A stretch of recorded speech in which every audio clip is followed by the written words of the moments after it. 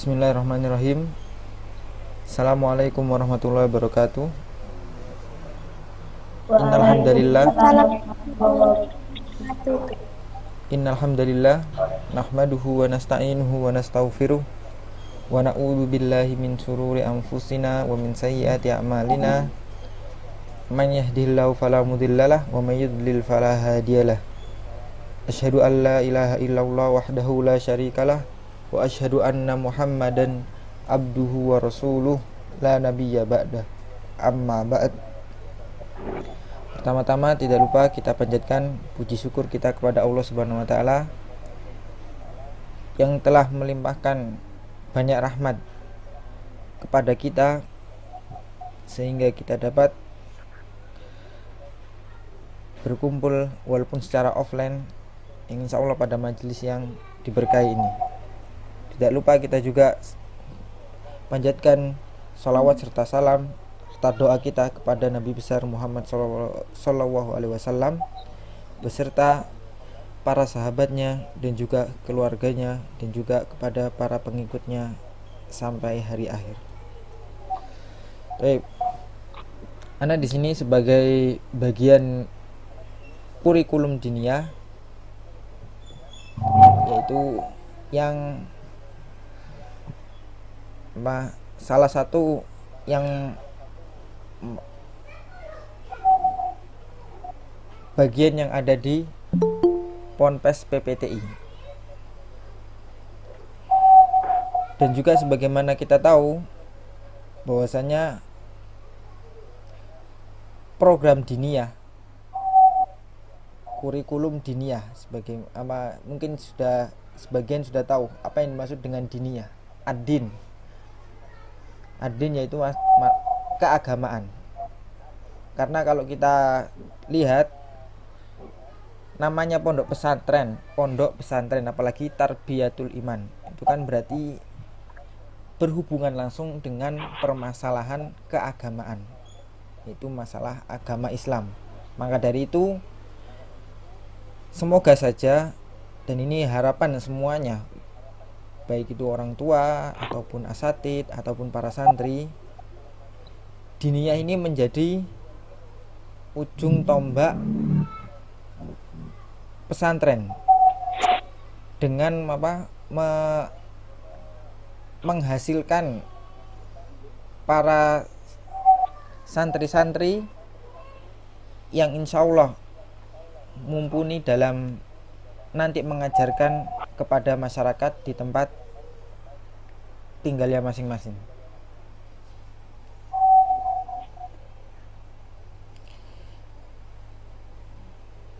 Jadi dalam kurikulum diniyah ini ada apa istilahnya,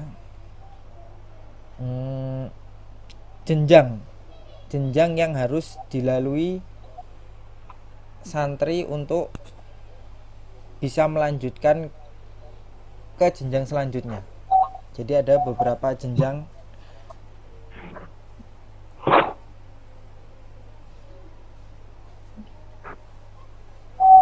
Yang pertama yaitu jenjang SMP atau MTS. Ini setara lulusan SD biasanya. Dan ini ditempuh dalam waktu 3 tahun kalau misalnya lancar. Kemudian ada juga jenjang MA 3 tahun. Ini mungkin yang B ini ya, yang B ini masuknya di tingkat SMA ya. Yang nomor 2 3 tahun, MTS 3 tahun. Dan juga ada nanti misalnya yang masuk 3 tahun di MA itu sudah termasuk jenjang Iqdad. Iqdad adalah persiapan untuk ke MA. Apa yang dimaksud dengan Iqdad di sini? Iqdad di sini adalah persiapan agar harapannya santri itu nanti misalnya dari luar, dari SMP luar, kemudian masuk ke mana pondok sini, harapannya nanti menyatukan persepsi dari yang lulusan SMP Ponpes Tarbiyatul Iman. Artinya tidak jauh berbeda. Ya walaupun ada perbedaan, tapi mempersempit perbedaan itu dalam hal pelajaran atau dalam hal kompetensi juga. Jadi kita agar nanti misalnya dijadikan satu, itu nggak jauh beda. Dan itu mempermudah dalam pengajaran juga, yaitu pada jenjang i'dad. Jadi di sini alurnya adalah santri baru. Misalnya ini ananda sekalian, misalnya posisinya berarti di santri baru. Nah, kemudian santri baru ini ngambilnya apa? Ngambilnya yang tingkat SMP atau tingkat SMA. Maka ketika dia mengambil tingkat SMP, maka dia melalui jenjang MTS. Di sini jenjang MTS berarti 3 tahun. Kemudian setelah jenjang MTS, harapannya dapat melanjutkan ke jenjang MA. Artinya 3 tahun tambah 3 tahun berarti 6 tahun. Kemudian misalnya santri baru ini adalah lulusan SMP di selain ya SMP selain Ponpes Tarbiyatul Iman ya. Di sini secara umum. Maka dia bisa, misalnya dia mau ngambil SMP ya silakan. Tapi kayaknya nggak mungkin. Maka dia bisa langsung mengambil jenjang MA. Di sini jenjang MA, jenjang MA di sini adalah 1 tahun. 1 tahun namanya i'dad. I'dad ini masuk juga jenjang MA. Jadi di sini 1 tahun untuk dipersiapkan bahasa Arabnya. Jadi lebih ditekankan ke bahasa Arab. Karena nanti kita akan mengetahui bahwasanya sebagian besar kitab-kitab yang dipakai di diniyah adalah berbahasa Arab. Bahkan sebagian ada yang tanpa harokat, Arab gundul istilahnya. Harapannya nanti dengan kitab-kitab itu melatih santri membaca kitab-kitab warisan para ulama. Karena walaupun sebagian memang ada kitab-kitab yang sudah diterjemahkan ke dalam bahasa Indonesia, tapi di sana juga banyak kitab-kitab yang belum diterjemahkan ke berbagai bahasa. Maka harapannya dengan menyelesaikan jenjang MA, baik itu yang dari MTS ataupun langsung dari i'dad, dengan menyelesaikan ini menjembatani mereka untuk bisa mempelajari ilmu lebih dalam lagi. Kita memang di sini hanya mengambil sebagai wawasan dari setiap cabang ilmu. Jadi istilahnya tidak menjadikan pada jurusan suatu keilmuan saja.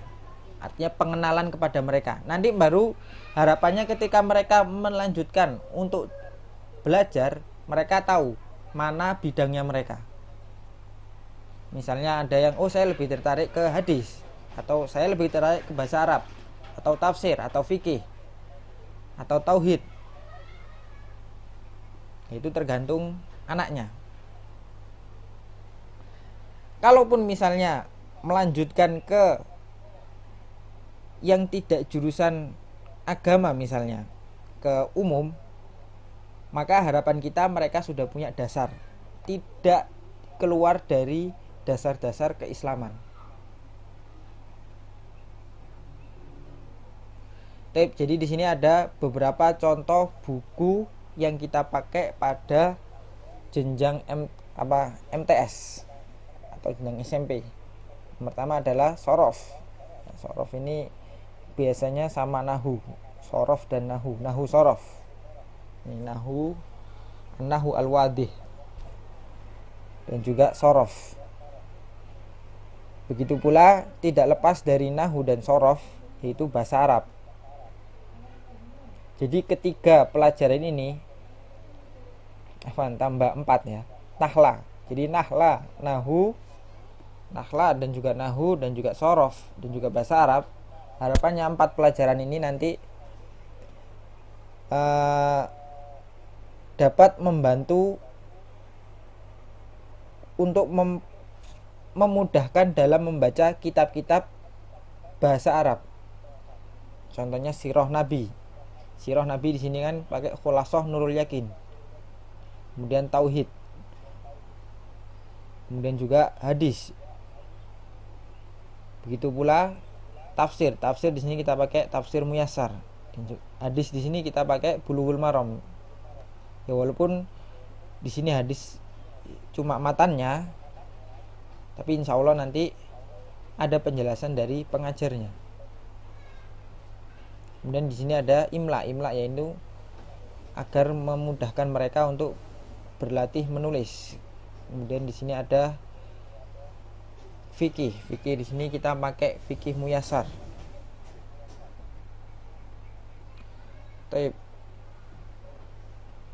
Kemudian ini untuk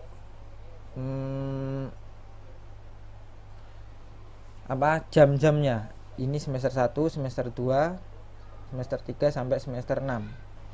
Jadi pada semester 1 ini kita lebih fokuskan ke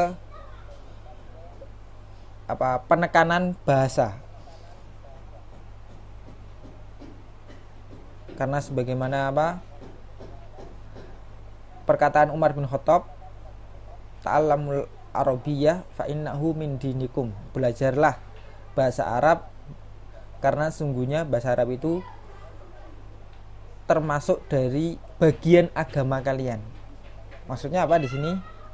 Dengan belajar bahasa Arab itu akan mempermudah membuka semua ilmu.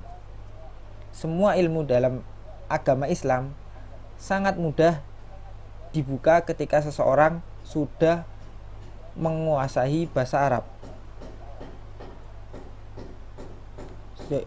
Seperti yang sudah Anda jelaskan tadi.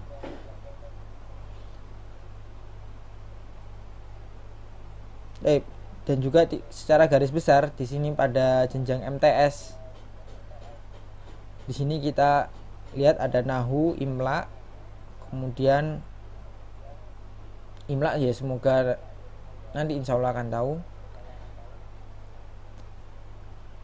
Dan juga ada hadis. Untuk hadis di sini nanti berkaitan dengan akhlak mungkin. Kalau yang pertama-tama untuk semester pertama.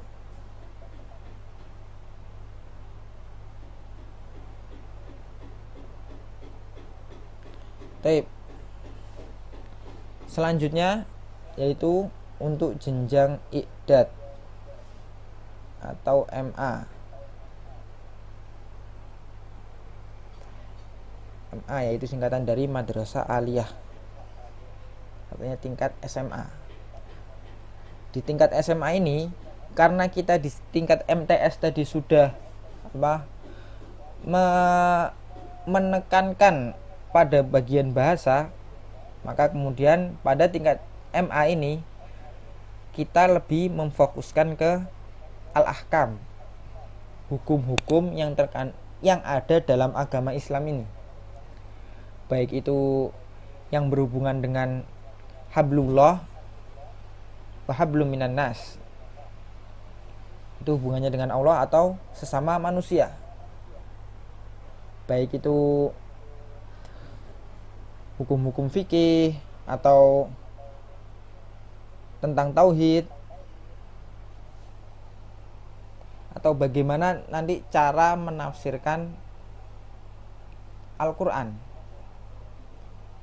Di sini kalau di sini jenjang i'dad. I'dad ini maksudnya nanti i'dadun al-lughawi. I'dadul lughawi. Al-i'dad al-lughawi, itu persiapan bahasa. Harapannya nanti mereka bahasanya sama dengan yang lulusan MTS. Jadi nanti semoga tidak kaget ketika masuk jenjang MA. Jadi ini pelajaran untuk i'dadnya. Mungkin ada yang diantara kalian yang langsung masuk tingkat SMA, maka sebelum masuk ke tingkat SMA nanti ada namanya jenjang i'dad. Nah, pelajarannya ini: hadis, tafsir, bahasa Arab, fikih, shorof, sirah, tauhid atau nahla, dan nahu.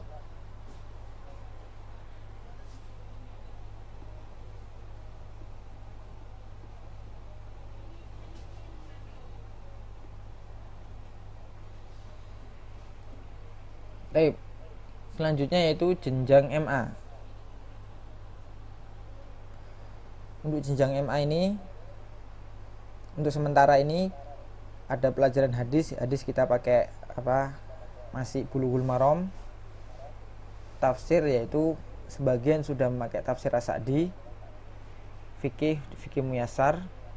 Sirah Nabi sekarang masih memakai Khulasatul Nurul Yakin. Kemudian ada tauhid. Kita juga tidak lupa untuk menanamkan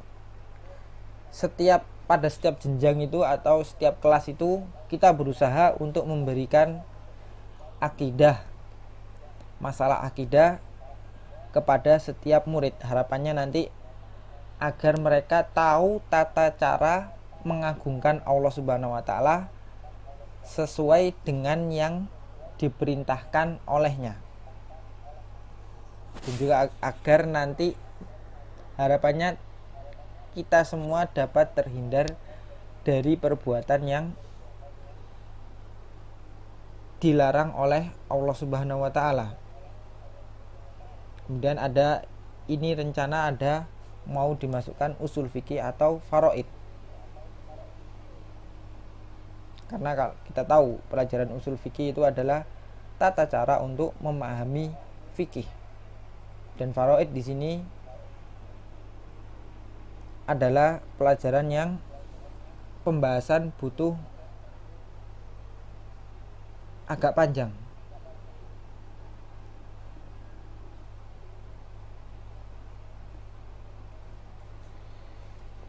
Adapun pembagian jam pelajaran di sini bisa dilihat sirah Nabi, usul, kemudian ada tafsir, hadis, tauhid. Adapun tauhid yang sekarang kita masih memakai Al-Iman yang ditulis oleh Az-Zandani, Syekh Az-Zandani.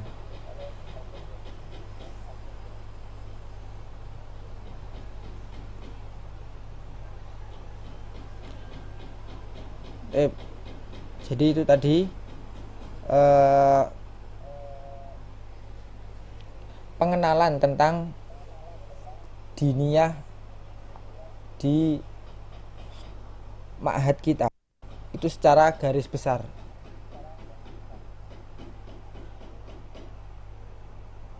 Nanti misalnya ada masukan atau ada apa yang perlu didiskusikan, ya silakan, nggak masalah. Karena memang kita makainya di sini pakai sistem kurikulum berkembang. Artinya kurikulum ini selama itu bisa memperbaiki atau naik ke jenjang yang lebih baik, maka itu bisa kita coba, bisa kita lakukan. Jadi tidak kurikulum harus seperti ini, tidak, tapi menerima masukan-masukan yang ada. Jadi kita pertimbangkan.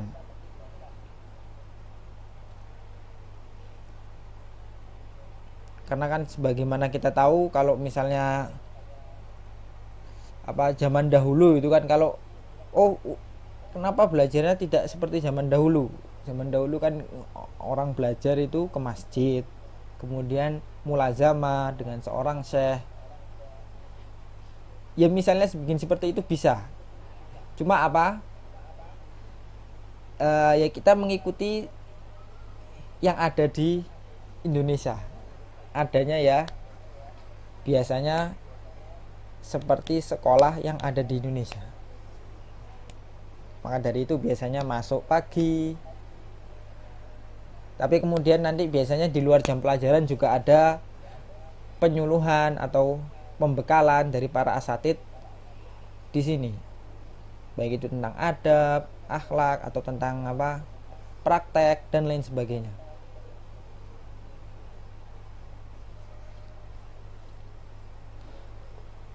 Mungkin itu bisa dipahami. Ada pertanyaan atau bisa diskusi, silakan.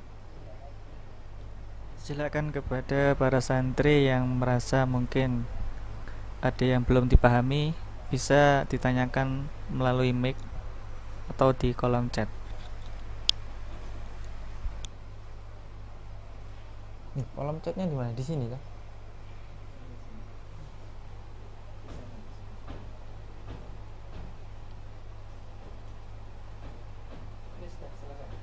Apa? Udah habis sih.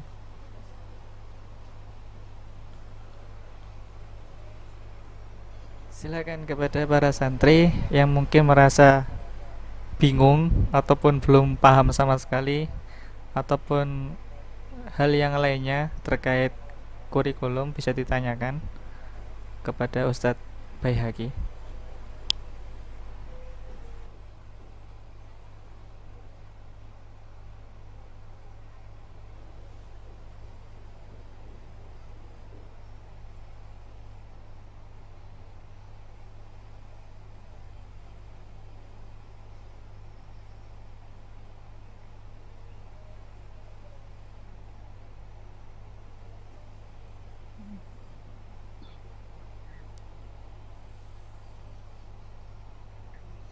Assalamualaikum Ustaz. Waalaikumsalam. Mandi TV. Ya, silakan.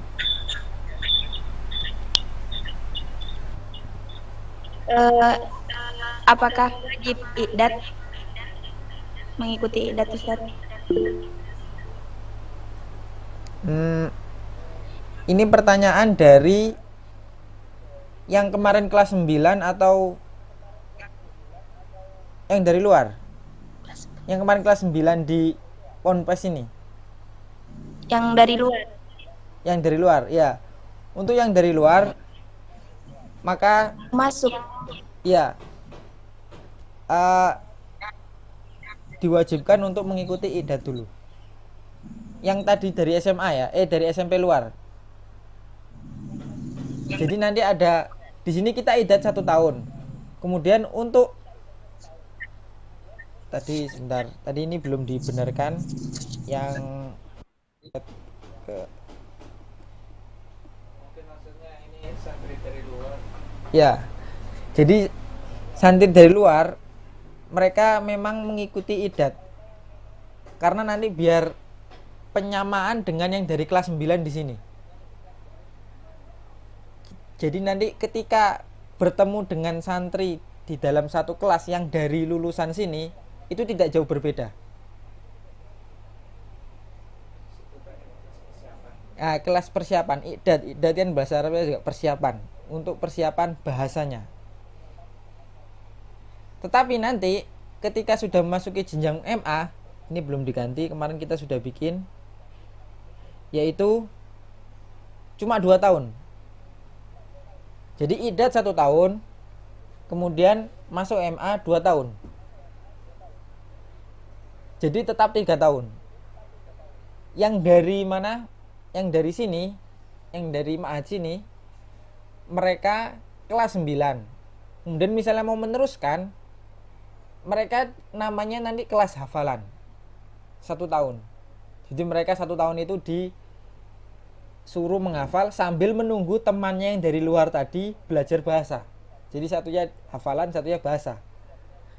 Kemudian nanti baru tahun kemudian, tahun selanjutnya, maka harapannya menjadi satu kelas dan tidak jauh berbeda dalam KBM. Ya mungkin kalau dalam hafalan ya kalau bisa ngajar setahun ya silakan.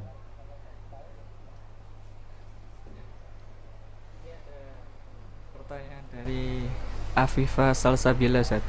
Ustadz, yang jenjang MTS bisa diulang terkait kurikulumnya. Di jenjang MTS ini kita lebih memfokuskan ke penekanan bahasa Arab. Ini khusus pelajaran pondok bukan formal. Maksudnya? Ini jenjang tes yang disampaikan ini pelajaran pondok bukan formal. Ini yang disampaikan ini khusus pelajaran Oh. aja. Tapi di sini siapa namanya? Arifah Salsabila. Afifah Salsabila. Anti masuk takhusus atau formal? Formal Ustadz. Formal. Jadi nanti misalnya MTS kan ada formal sama takhusus. Tapi yang formal ada pelajaran yang takhususnya juga. Jadi ya, jadi nanti formal itu misalnya dari jam bukan,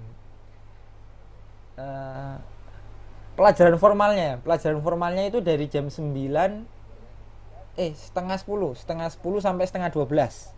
Itu pelajaran formal 2 jam. Pelajaran formal. Adapun takhusus yaitu dari jam 7 sampai jam setengah sampai jam 7 sampai jam 9. Dari 7 sampai jam 7 sampai jam. Tapi yang formal juga wajib mengikuti kelas diniyah atau kurikulum diniyah.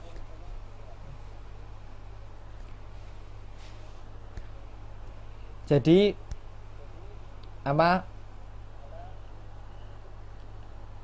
Yang formal punya 2 tanggungan. Ini bukan memberatkan. Yang takhusus juga punya tanggungan, tapi tanggungannya berbeda. Kalau takhusus itu tanggungan pelajaran ini juga, pelajaran semuanya ini tambah Quran. Mereka disuruh ketika jam kosong formal nanti, jadi mereka kan yang takhusus tidak ikut pelajaran formal. Maka ketika itu mereka punya target Quran 30 juz ya. Ya, katanya menurut bagian tahfidz 30 juz. Nah, yang formal berarti dia punya tanggungan pelajaran formal. Ketika mulai jam setengah 10 punya tanggungan pelajaran formal, IPA, matematika, bahasa Indonesia dan lain sebagainya. Salah satunya ada pelajaran yang masuk diniyah juga, yaitu bahasa Arab. Bahasa Arab ini sama fikih kalau nggak salah. Fikih di sini masuk diniyah dan juga masuk formal.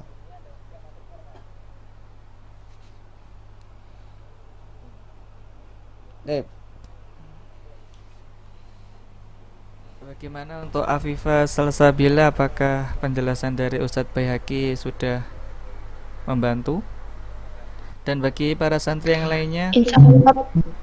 silakan untuk bertanya, bisa melalui mic ataupun melalui kolom chat. Jadi jangan sungkan-sungkan, karena ini masih tahap awal. Semakin banyak bertanya, nanti semakin banyak tahu.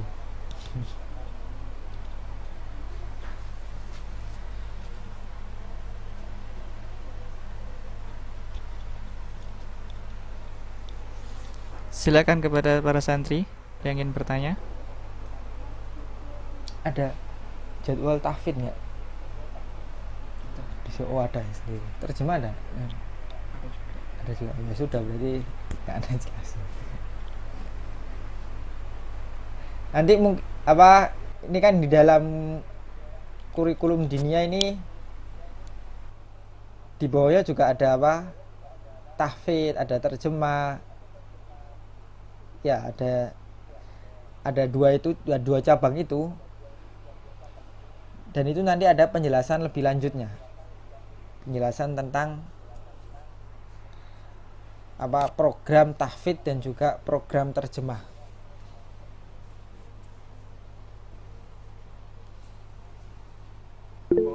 Yang mungkin ada, ini ada pertanyaan, Ustaz.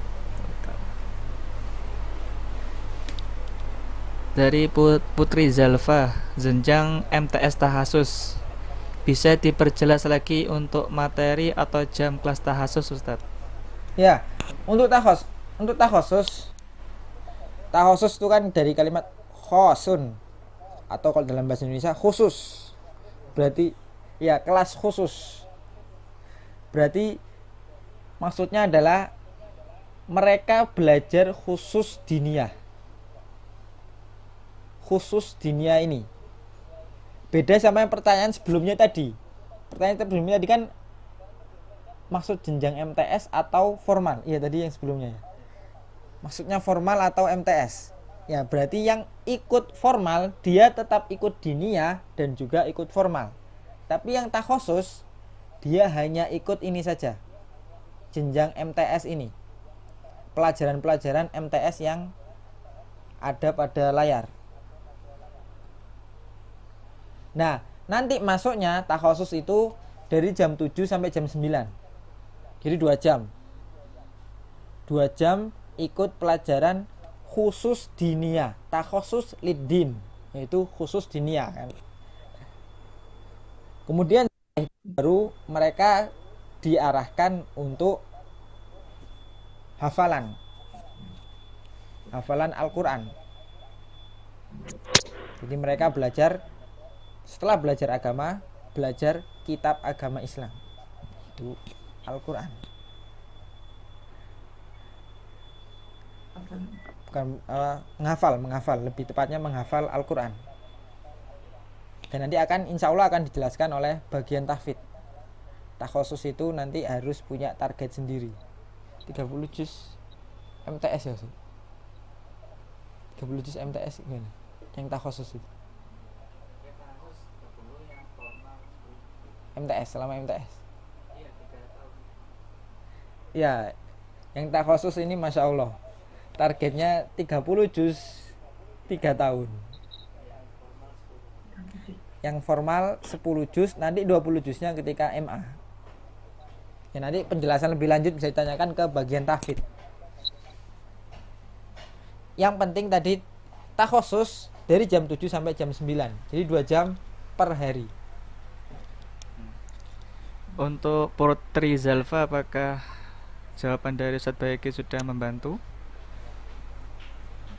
Iya Ustadz sudah membantu. Terima kasih. Ya, bagi santri yang lain silakan yang ingin bertanya, yang mungkin masih bingung atau mungkin belum paham sama sekali. Atau mungkin ada masukan ya nggak apa-apa, misalnya dari wali santrinya.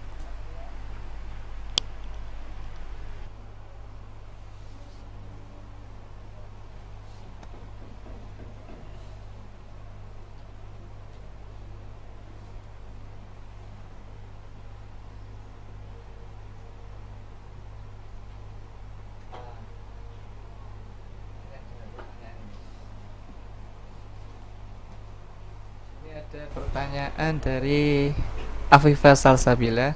Ustadz, apakah hafalannya beserta maknanya, Ustadz? Ini pertanyaan yang sekarang pertanyaannya apa yang dimaksud makna di sini? Kalau dimaksud tafsir ya itu susah. Bahkan sampai orang kuliah saja kadang belum selesai tafsir menafsirkan Al-Quran. Karena menafsirkan Al-Quran kan ya dengan makna. Jadi beda kalau apakah sama terjemah. Nah, kalau terjemah di sini biasanya ketika seseorang sudah bisa bahasa Arab, sudah mengetahui sebagian besar pelajaran bahasa Arab, itu biasanya menerjemahkan Al-Quran itu biasanya lebih mudah. Jadi contohnya ya ayyuhalladzina amanu, ya ayyuhalladzina amanu, wahai orang-orang yang beriman, itu kan sudah masyhur, sudah tahu. Jadi apakah harus dengan terjemahannya? Tidak. Di sini kita kalau seseorang itu menghafal terjemahannya saja ya, misalnya dengan menyebut nama Allah yang Maha Pengasih, Maha Penyayang, segala puji baginya, itu kan susah kalau menghafal terjemahannya. Maka di sini menghafal Al-Quran secara apa, huruf bahasa Arab, jadi tidak terjemahannya. Adapun terjemahannya nanti akan dijelaskan tata caranya oleh bagian penerjemah, bagian apa, terjemahan. Biasanya itu cuma misalnya ayat ini terjemahannya bagaimana, itu biasanya cuma masalah apa, sambungan dari nahlah, sambungan dari pelajaran nahlah, terjemah. Adapun untuk hafalan itu tidak harus menggunakan artiannya, ya nggak pakai artiannya kan, kalau ya nggak pakai. Tapi apa, kalau kita menghafal itu kan apa, hafala ya tetap baru Al-Quran, itu hendaknya kita, tidakkah mereka mentadaburi Al-Quran. Ya namanya kita menghafal Al-Quran ya mentadaburi, tidak hanya kita hafal saja, tapi kita berusaha untuk mentadaburinya semampu kita. Fattakullah mastata'tum.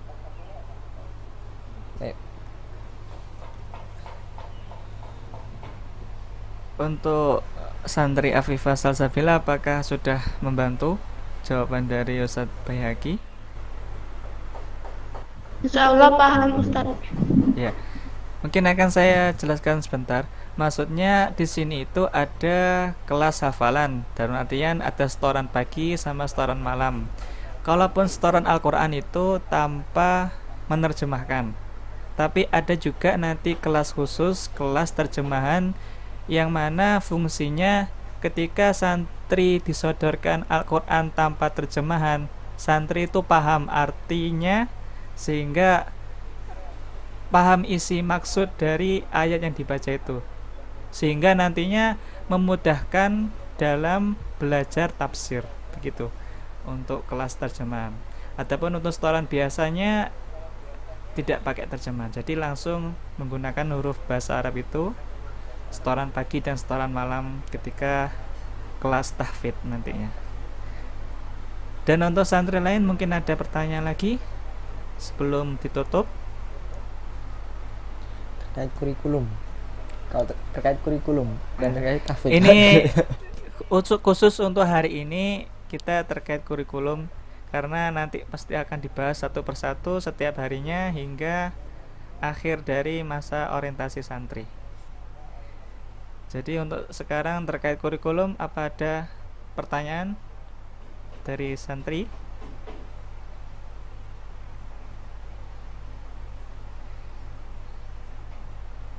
Insya Allah paham semua yang disampaikan Ustadz Baihaqi nggih?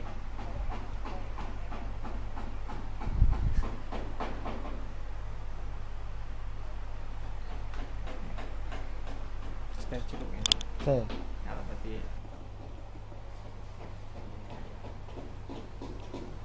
Anda tutup bagaimana? Tip. Semoga dipahami. Mungkin nanti kalau ada masukan ya silakan diberikan kepada kami. Insya Allah kami musyawarahkan demi berkembangnya kurikulum anak-anak didik kita,